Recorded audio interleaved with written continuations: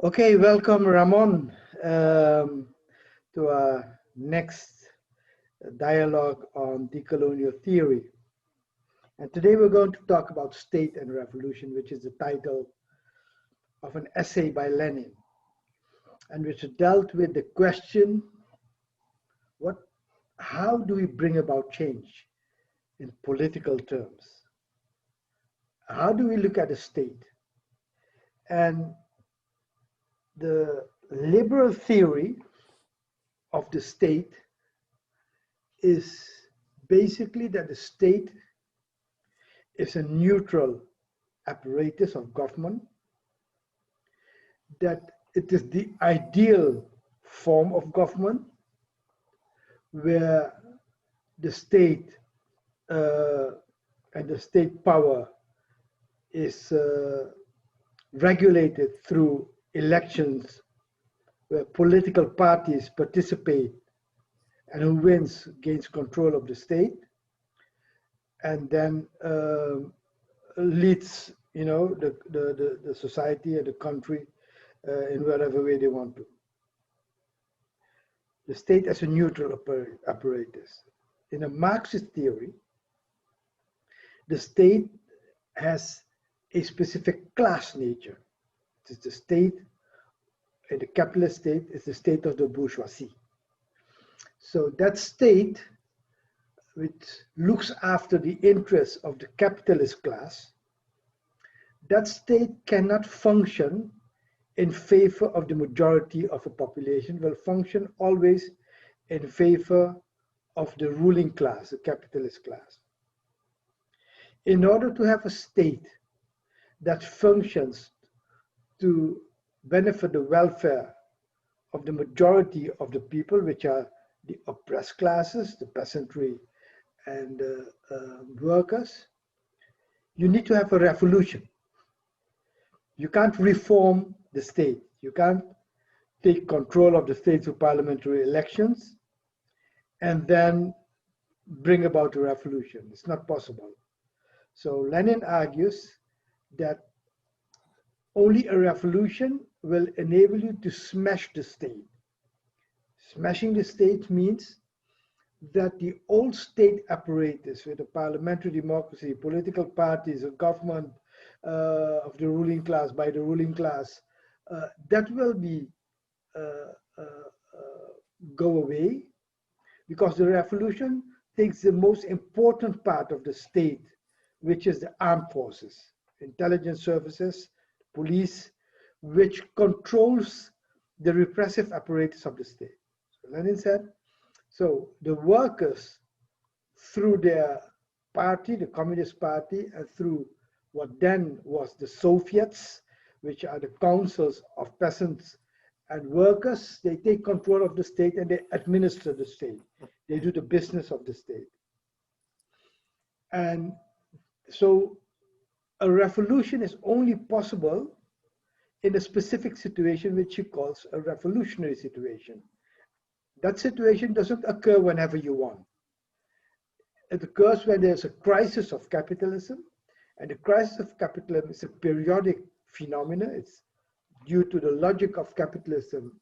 Every 10, 20, 30 years you have crisis, and then when the ruling class can't rule as it used to rule, and the oppressed class don't want to be oppressed as they were used to oppress, that revolutionary situation is where the Communist vanguard party should prepare for. And when the situation is there, their Department of Military Affairs will then prepare the takeover of the state. So that was Lenin theory. Now, the decolonial movement is a very young movement. The decolonial resistance is a very old resistance. But the theory, the theoretical framework is very young, only a few decades. So we don't have that theoretically balanced theories as liberalism and Marxism have developed. And one of the things our conversation is doing is helping develop that theoretical framework. So I'll give you my decolonizing the mind theoretical attempt to understand the state. And for that, I use a structure of thinking, which I'm developing now in my book on Decolonizing the Mind, that argues that state and society has 5 dimensions: economic, political, social, cultural, and geographical. So the state should be understood in those 5 dimensions. And then it should be understood also in its historical context, because in the Marxist theory, there was a linear view of history. Sooner or later, all societies go through the different mode of productions. I'm giving the schematics because, you know, there's more complexity to the theory than just did, but give it in the essence of it. It argues then that the next phase of world history is where capitalism, very well developed in the global north, less developed in the global south, will sooner or later then give way to socialism and then to communism. Now, in my conception of a theory, of a decolonial theory of state, the economic function of the state is to support capital, to support capitalism, or to support the social classes associated with capitalism, which could also be an ethnic group in certain specifics where the social class of capital submerges with the ethnic group. So the function of the state has to be defined in relation to how does the state apparatus functions in regard to the population as a whole, or in regard to specific social groups, be it the capitalist class, be it specific ethnic groups. How does the state functions economically? Which means, does it work through the logic of the market, or does it use the logic of the market but is not driven by the logic of the market? Is the state budget, which is an important part, used to support the logic of the market?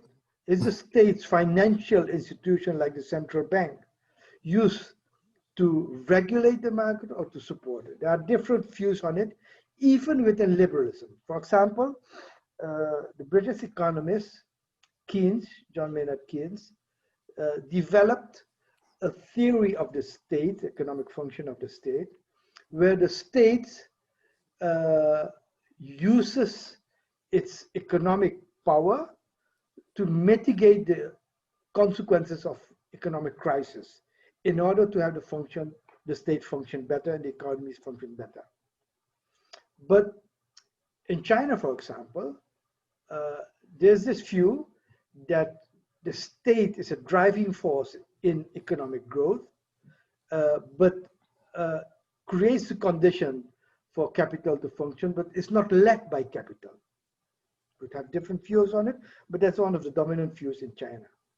So the economic function of the state, we have to look at it and to define in the decolonial view per country what a historical tradition is. You can't come with a general formula and then argue how do you set up the economic dimension of the state in such a way that it supports the population as a whole, economic growth, welfare, etc.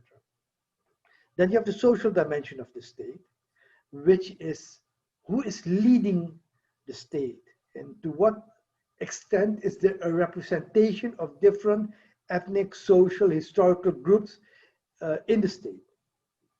And in the parliamentary democracy, and all kinds of studies shows that the state is almost led by the elite of economic power, which also is linked to the social elite that controls that power.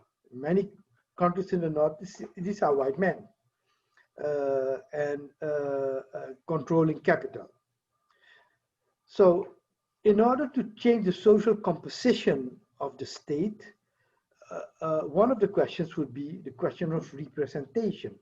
To what extent are the different layers, ethnic and social layers, represented in the vestige and the power of the state, and how do you ensure that that is the case? Then you have the third dimension of the state, which is a political dimension that looks into the governing itself, the administrative functions, which has the element of the armed forces, the police, intelligence service. In the liberal view, it's the three executive branches: the government, the parliament, and the judicial power, the legal power. And how does these institution functions? Are they functioning in order to protect a specific social and economic interests of a social group, or do they work for the population as a whole?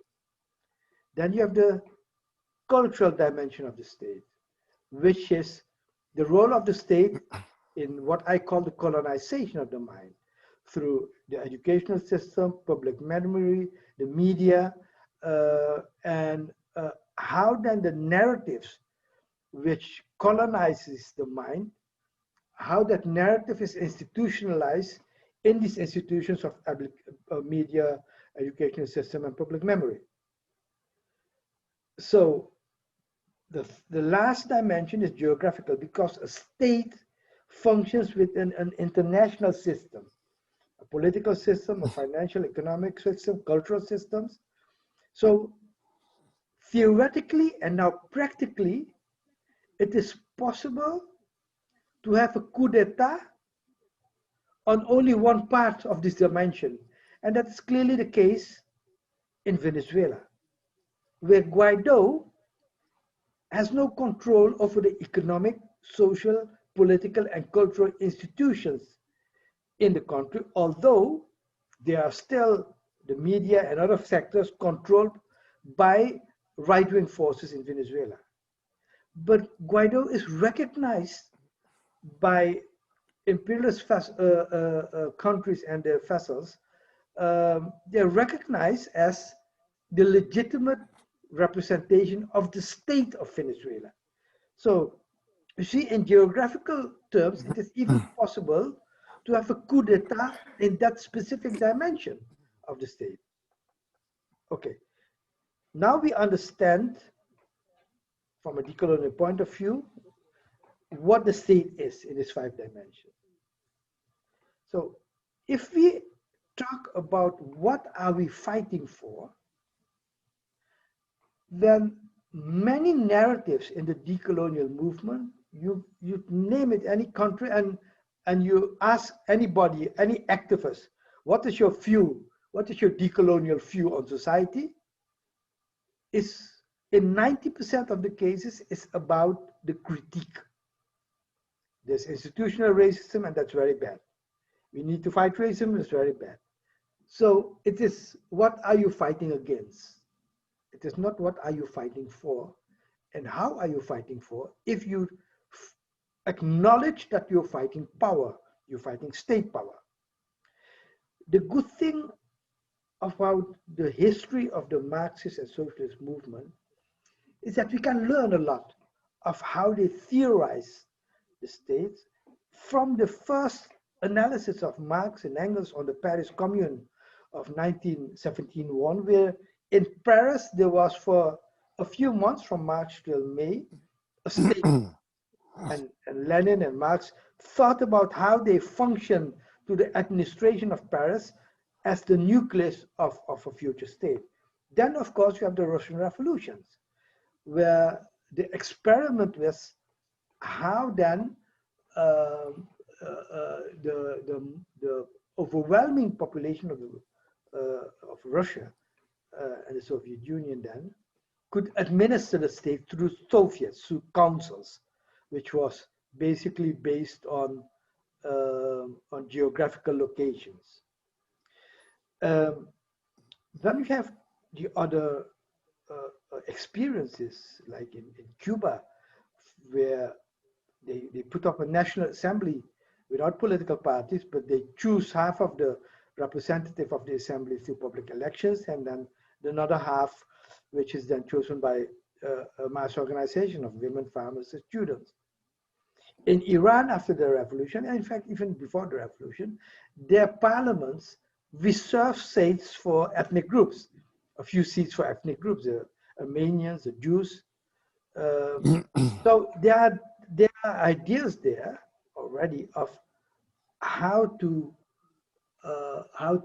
develop an idea of control of power. Now, we can't formulate a general universal theory of the state because we acknowledge that such a thing doesn't exist. You have to take into account the specifics of the historical, social, and cultural conditions to decide how you work. For example, if we take the global north, even the United States and Europe are very different, with the two-party system in the United States and the multi-party systems in Europe. We have different situations. For example, here in Europe, we have in the Netherlands a party of people of color. It's called DENK, means think, and they have 3 seats in parliaments and a number of seats in the municipalities. And they articulate the voices of the people of color, especially the Muslims, but not only the Muslims.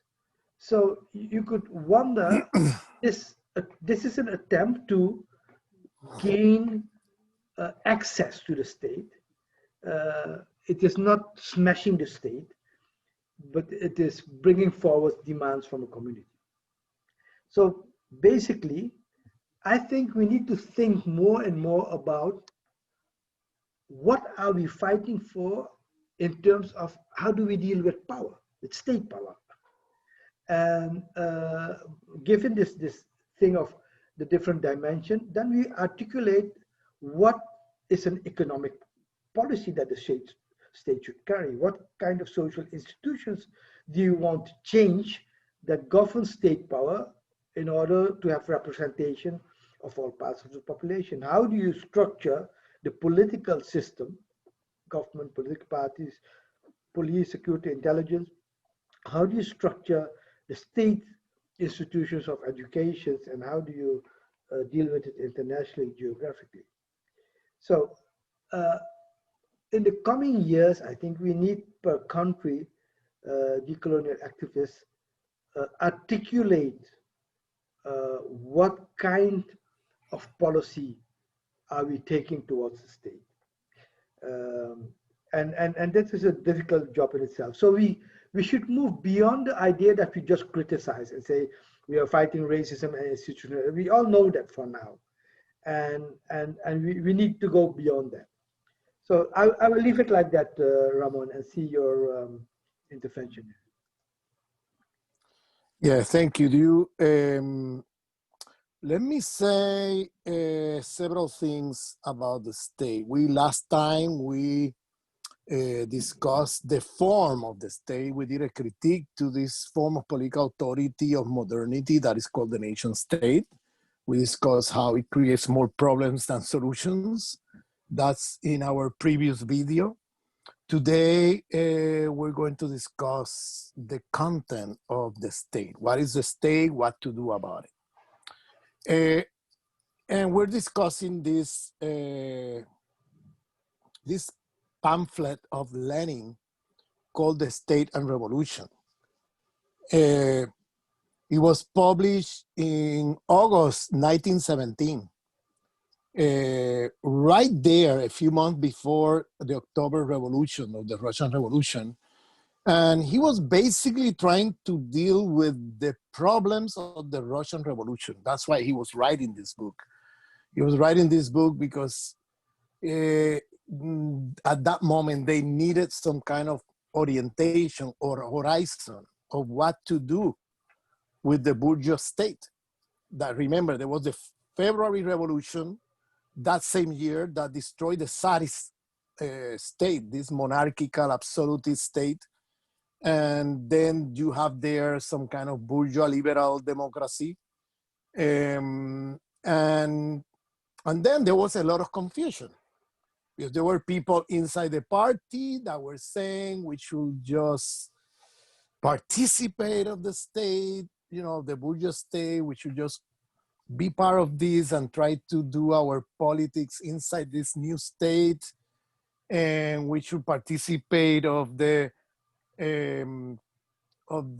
elections and so on, and there was this, and that was in the middle of a war. There was an imperialist war. There was a lot of,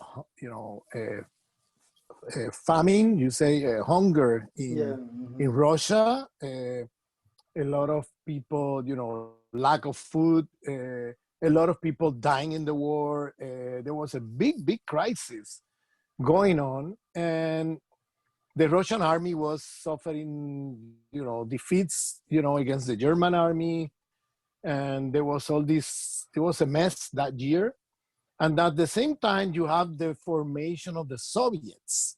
Soviets are like commune-like forms of workers' organization that were basically organized in both in the industries, capitalist industries, by workers, proletariats, as well as in communities, some of them in the countryside, but the majority were in the cities. So at that moment, the question was what to do, what to do in this situation. And since the arrival of Lenin to Russia in April 1917, when he stepped out of the Finland train station, the first thing he said was all power to the Soviets, and he was calling attention that the revolution do not end in the February Revolution, that the February Revolution is just a step forward that needs to continue, that the revolution cannot stop there. And he was critical of the new form of power. Of course, there is a debate about the character of the revolution, things like this. This we can discuss another time, because I think this is an important discussion too. If the revolution was democratic or it was socialist and that kind of thing, that was a long debate inside the left in Russia. And he called for a socialist revolution. He said, this is the time for a social revolution. All power to the Soviets. The proletariat have to take over power. And the Soviets are the commune-like form of political authority, like the Paris Commune, should be the form of our state and power, And so he wrote the State of Revolution basically as a way to justify and explain why the slogan of all power to the Soviets was a fundamental slogan, and that the task of the left was to smash the existing state to create a new form of state that is a commune-like form of state, okay? That was what he wrote in this book, okay? Historical reality is another thing. We can go over the history of the Russian Revolution, what happened, etc. But let's do a parenthesis of that now. We can discuss the Russian Revolution another time. Let's look at the theory here, and not so much at what happened in reality. But in reality, there is a gap between what he wrote in August 1917 and what happened after October 1917, okay?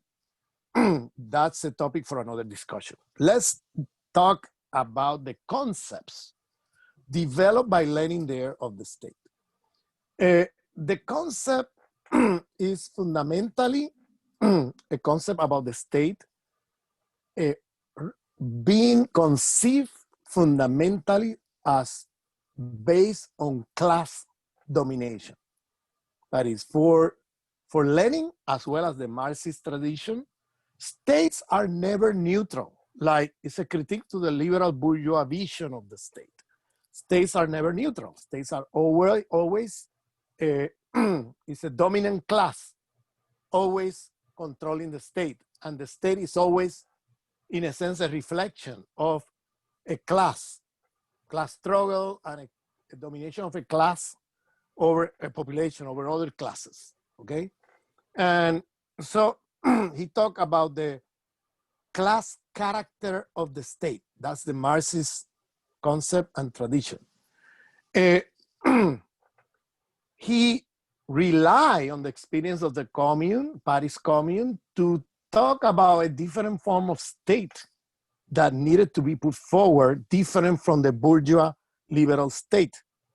That is the kind of state that he called the dictatorship of the proletariat. While the Marxist tradition described by that, they say that the state, the liberal democratic state, or the state in general, the monarchical state, is always representative of a class, and is always the dictatorship of a class over another class. That the myth of the democratic arrangement, like in liberal democracy, is very problematic, because that democratic arrangement, I'm sorry, was cut? No, you can go on. No. Okay. So this democratic arrangement has created an illusion that the state is representative of the interests of everybody, that the state is neutral, that bourgeois democracy will take care of the interests of everybody, and so on. And what the Marxist tradition has criticized is how this form of state, this state, is always representative of a class, and is always the dictatorship of a class over another class. So far, personally, I agree with this description, okay? So far, okay? I agree that the state has a class character, of course, and that is always, in a sense, the domination of one class over another. Sometimes that domination acquires the form of an overt dictatorship. Other times it acquires the form of a democratic arrangement, quote unquote. But even that democratic arrangement hides the dictatorial character of that state, because that state is always going to be at the service of a dominant class over another. So facing this challenge, the Marxist tradition comes and say, you know what? We need to create a different type of state with a different class in power that will be that will benefit the majority of the population, which are working classes. Okay, working classes, peasants, etc. And that state, they call it. It has to be the proletariat taking power, you know, and therefore imposing a dictatorship of the proletariat over the bourgeoisie. Okay. Now, the discussion about the character of the state, if that state acquires a dictatorial form or democratic proletarian form, that's a discussion that we could have, and that obviously in the Russian Revolution, there is a lot to learn from it, because what happened was that the dictatorship character of the state, and not only in content, but in form, was what prevailed, okay? It was the proletarian democracy, or the promise for that. It never happened. That's another discussion that we will have later. Now, taking at face value the statements by Lenin, I see several problems, okay? The first problem I see is that for Lenin takes modernity, the civilization modernity, as something positive, as emancipatory, okay? He follows the Eurocentric tradition of the French Revolution, the 1848 revolution, these were bourgeois democratic revolution, then the proletarian revolution in Paris, of the Paris Commune. So he takes this tradition, okay, as a positive tradition of emancipation, okay? And he sees modernity and the bourgeois revolutions against feudalism, against the ancient regimes and so on, as something that is progressive, as something that it brings emancipation agendas, emancipatory agendas. And so he takes, in a sense, the narrative of modernity as at face value.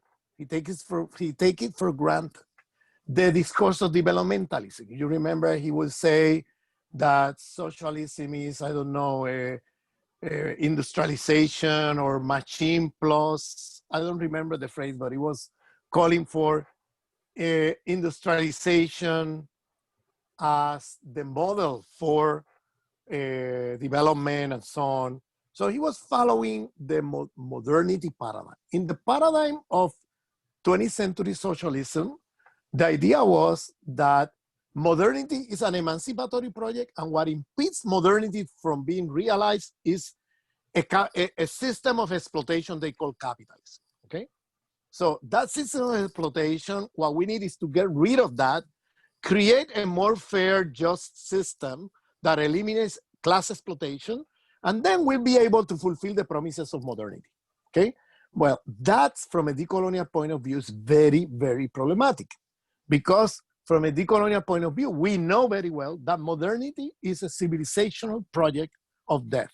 It's a civilizational project of destruction of other civilizations, and it's a civilizational project of domination, exploitation, colonialism, imperialism, and therefore the problem is not just an economic system.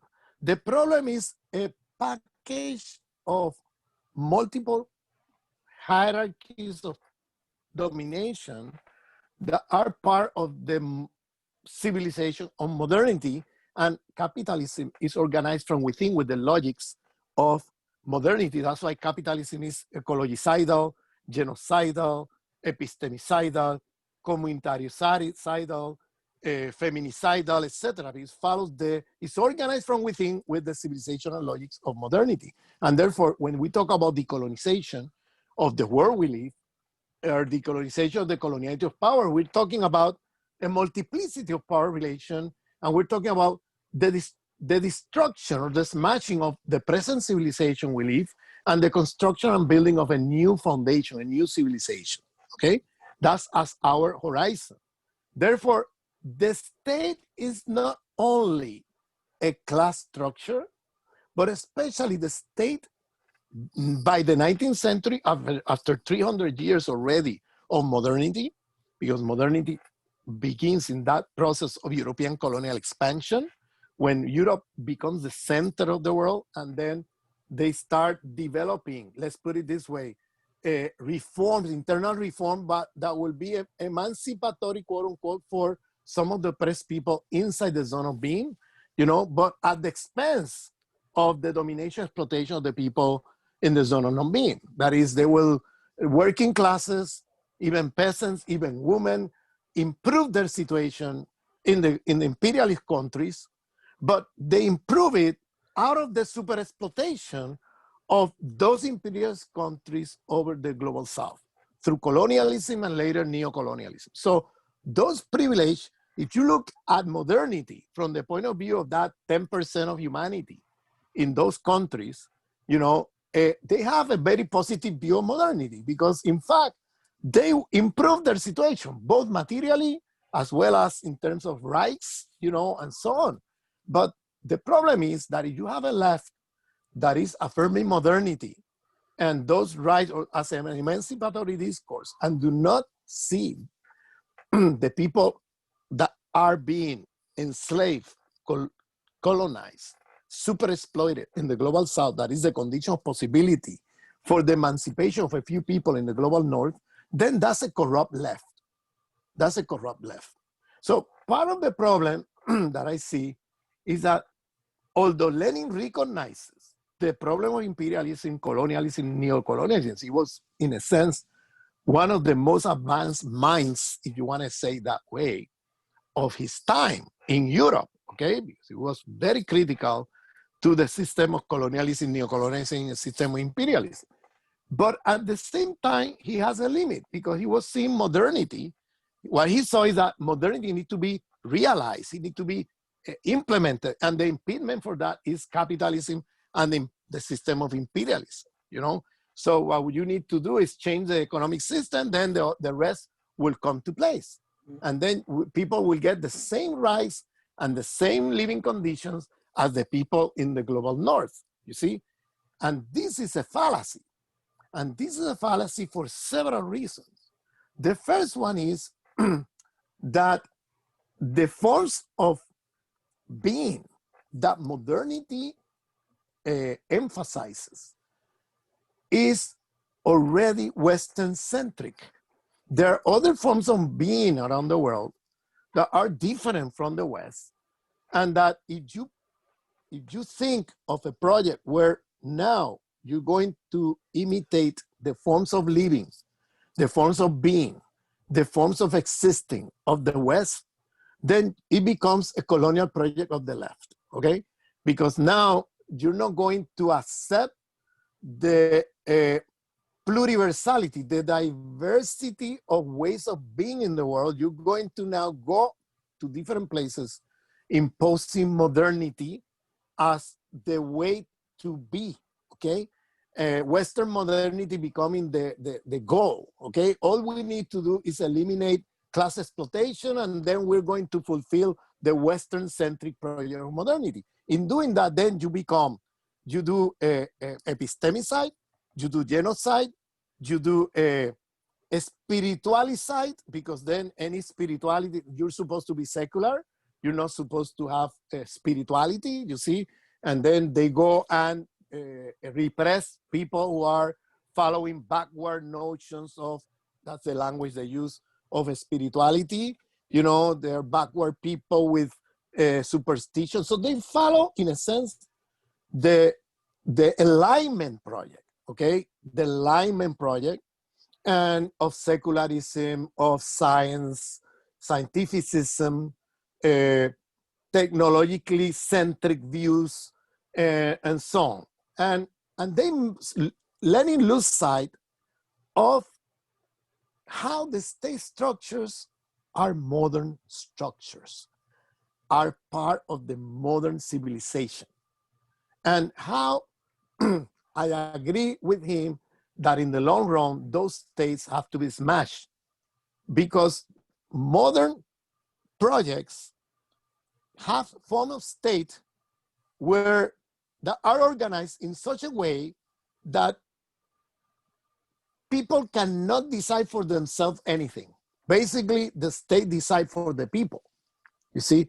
And so it's a form of state that takes away the self-determination, sovereignty, and self-management of the people over their own affairs, okay?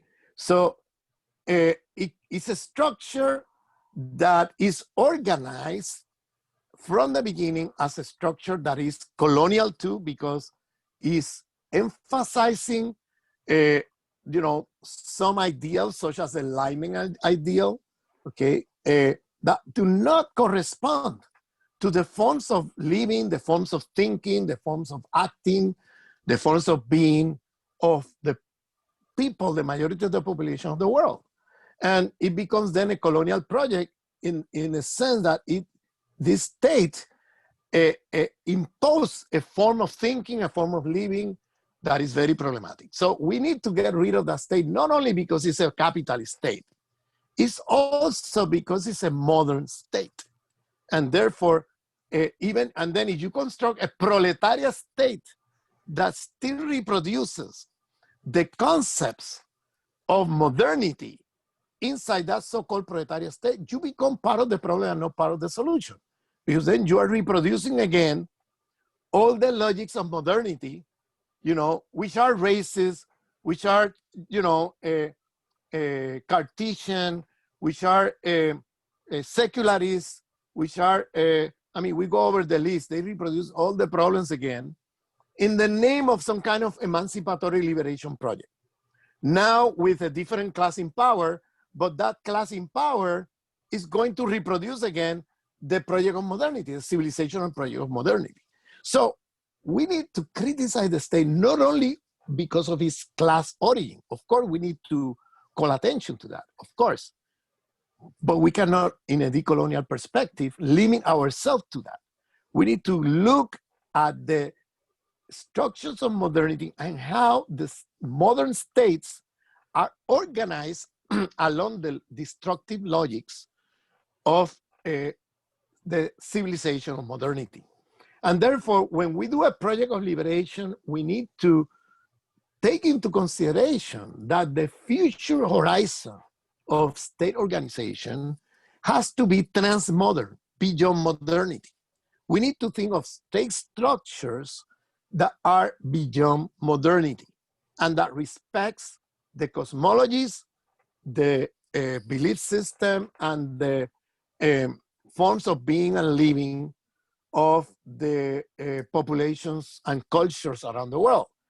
At the same time, that has an anti-capitalist, anti-imperialist, anti-colonial, anti-patriarchal character, anti-ecologicidal character, that those forms of political organization or political authority of in the future has to be also diverse. It's not going to be the same everywhere. It will have different institutional frameworks, okay? It's not going to be the same state of, the same transmodern state, to use a term by Enrique Dussel, the one built by the indigenous people in Chiapas and the one built by, Shia Muslims in the south of Lebanon, for example, just to give you a comparison.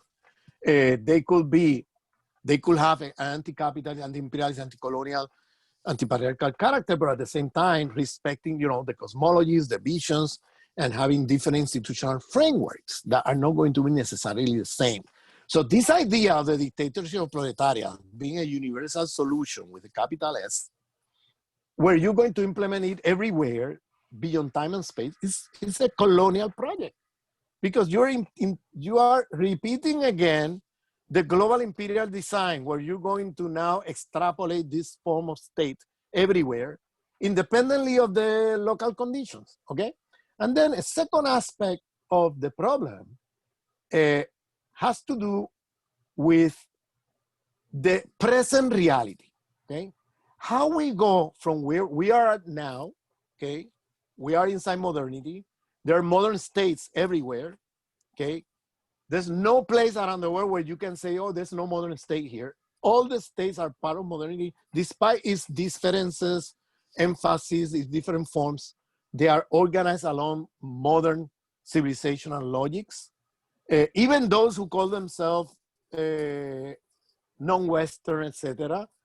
And even those who came out of national liberation struggles in the 20th century, unfortunately, they were anti-colonial, but not decolonial in their thinking, many of these national liberation movements.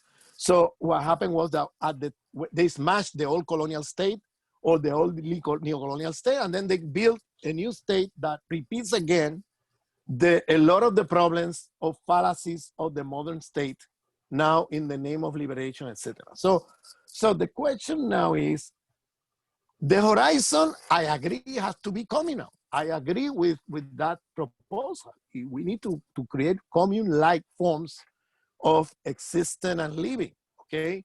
Where people self-determine themselves, self-manage their affairs, and can, in a sense, in a slow, long process, be replacing the decision-making of states and being taken in the hands of people, okay? But today, we cannot get rid of the state. That's the anarchist fallacy. They think that because the state is wrong, etc., that we can get rid of the state tonight. And that doesn't work that way, because in a sense, we need to how do you say that? Travel across modernity to get to the transmodernity. What I'm trying, this is a term used by Santiago Castro Gomez. I disagree with some of the contents he gives to that idea, but the idea itself, I like it because it's a recognition that we cannot eliminate modernity tonight, okay? That's impossible right now. We cannot eliminate the modern state tonight, okay? That's impossible right now. So what to do with the state? What are we going to do if we cannot get rid of it or smash it tonight? Then what are we going to do with it? Here is where you have some of the things we discussed last, maybe 2 weeks ago, about how the colonial movement reproduced some of the problems of the dualistic view of the westernized left. That is, either you are pro-state and you have a project that is a state socialist, and the solution passed through the creation of a new state, etc., and the solution is inside a state, or we become anarchists and then we fight the state forever, okay, until we create another form of political authority beyond the state, right? This is a problematic view because, in a sense, the state is there, we need to do something about it, at the same time that we know that the solution is not inside the state. So we need a different view. That view, I'm coming from Latin America, maybe other parts of the world have a solution that is similar or different, but in Latin America, I find very useful the slogan by the squatter movement in Chile, okay? Movimiento de Pobladores of Chile. The squatter movement in Chile have a slogan that I find very decolonial. The slogan is, against the state, from inside the state and outside the state. They say our struggle has to be at the same time in the three fronts. We need to fight against the state because it's a modern state, it's capitalist, patriarchal, it's colonial, it's racist, it's have all these problems. We need to fight against it. At the same time that we fight against it, we need to also occupy it to interrupt the politics of domination.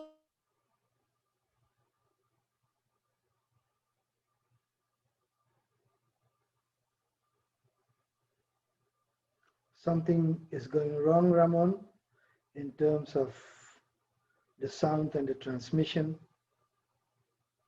Internet connection is a bit unstable, apparently. So let me see. Let me wait for a few. Okay, it was disconnected. Yeah, where did you lose me? You were talking about a squatter movement in Chile that had this strategy of fighting against the state, in the state, beyond the state, outside of the state. Yes, exactly. This idea, I find it very useful. They recognize we need to fight against the state because of the problems of that state. It's racist, it's capitalist, it's patriarchal, it's a modern state. It follows all the civilizational logics of modernity. So our fight is against that state. At the same time, they say we need to occupy the state because we need to occupy to interrupt the politics of domination. If we don't occupy the state, it will be occupied by the right of the extreme right, and then it will make it very difficult the struggles to build something new, okay? So we need to occupy the state to interrupt the politics of domination, including neoliberalism. At the same time, we know that the solution is not going to come from inside that state, okay? And then we need to fight beyond the state, outside the state, to create the new structures of political authority that is communal among the people, that in the long run will replace that state, okay? So against the state, from the state, and outside the state, and beyond the state. So they say we have to break with this dualistic idea of the westernized left, and we need to do a struggle, a simultaneous struggle in the three fronts. So this ties very well with Hugo Chavez. Hugo Chavez proposed something very similar. We need to occupy the state to interrupt the politics of domination, but at the same time, we know the limits of this state. The state is corrupt. The state has all these problems because we inherited the state. You know, in the case of Venezuela, they did not smash the state. They won elections in the old state, inside the old state. So they occupy the state, okay? And are occupying to precisely strengthen the struggles outside the state and strengthen the solutions coming from outside the state. So they are encouraging the people to organize in communes. They have a communal parliament, for example, among all the communes in Venezuela. They have thousands of communes created outside the structure of the state.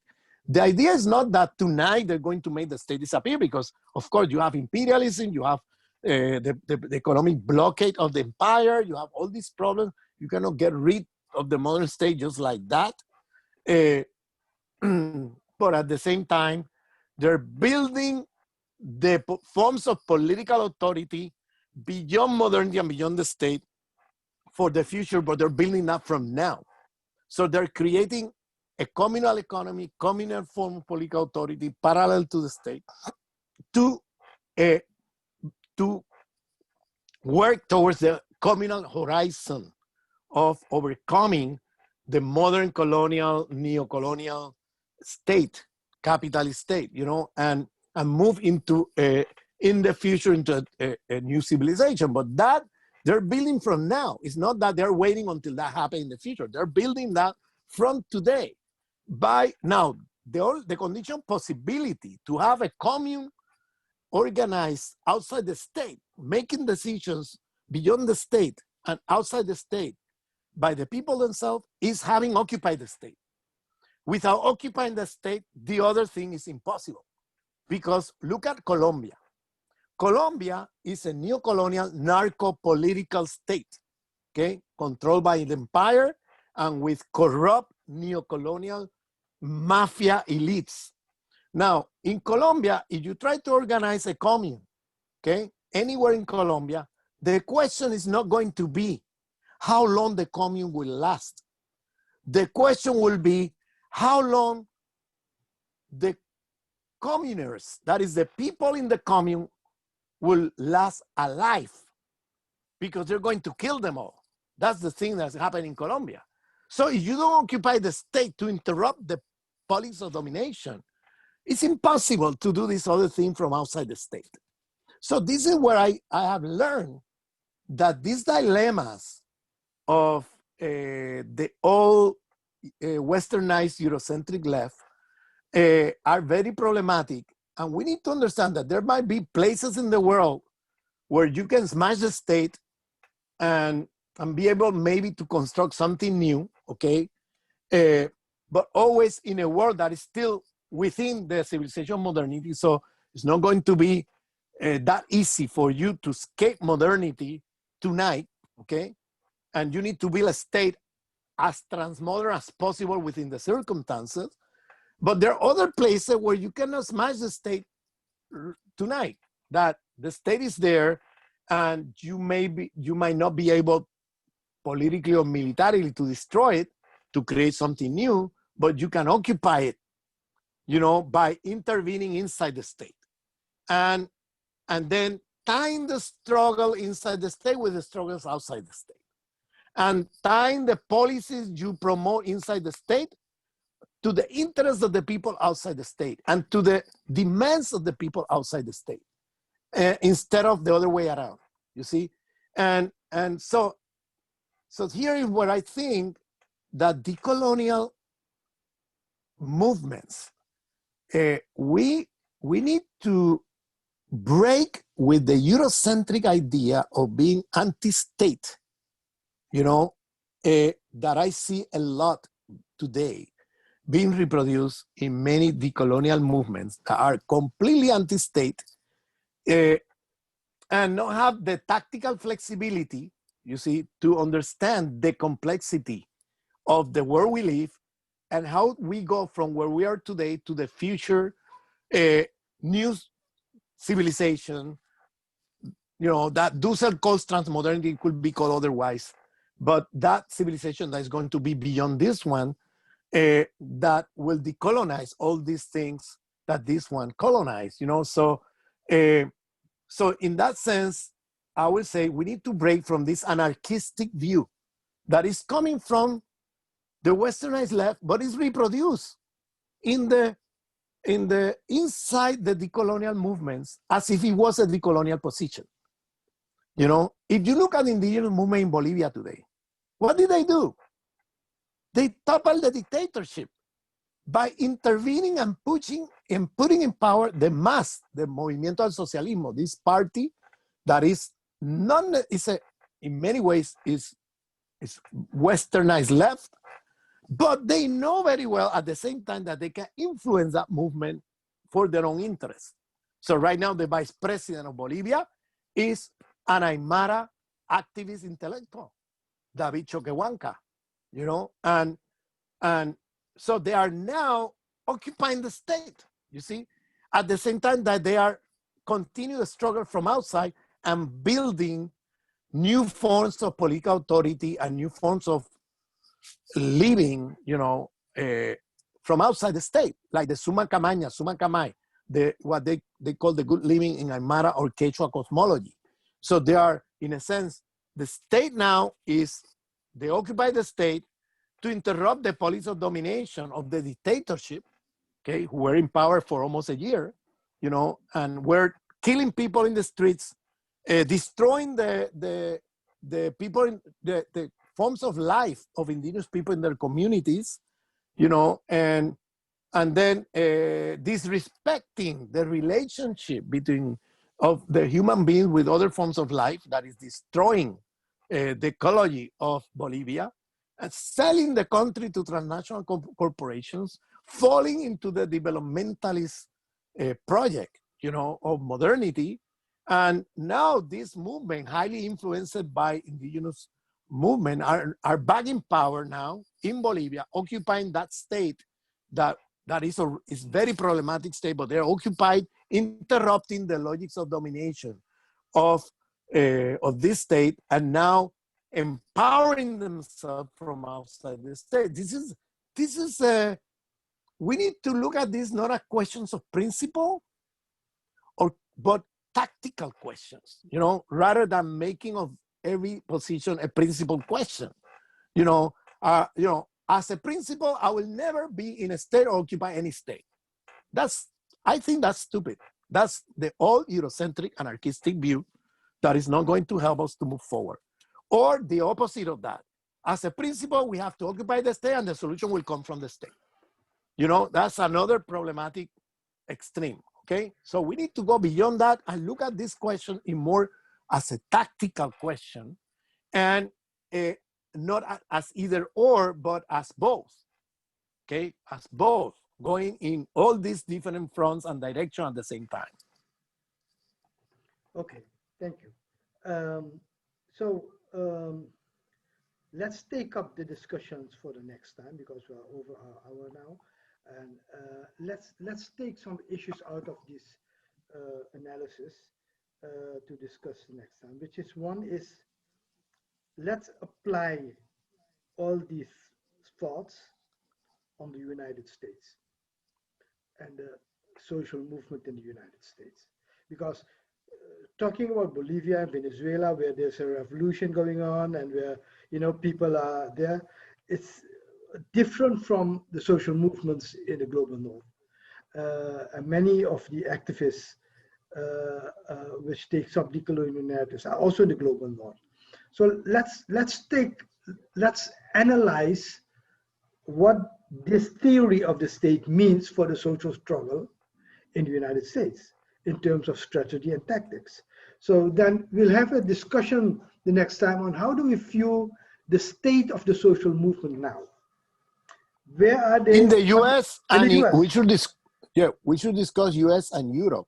Yes, US and Europe, and take the comparison of it, you see? Yes, yes, so, because we're talking then at the colonial movement inside the global north. Right. Yeah. So we'll take it up, and we don't, and we just have a discussion on how do we view the social movements, and what does the theory of state means for strategy and tactics of social struggle. Yeah? Okay. Good. All Thank right, you, great. Thank you. All right. Take all care. The best. Take care.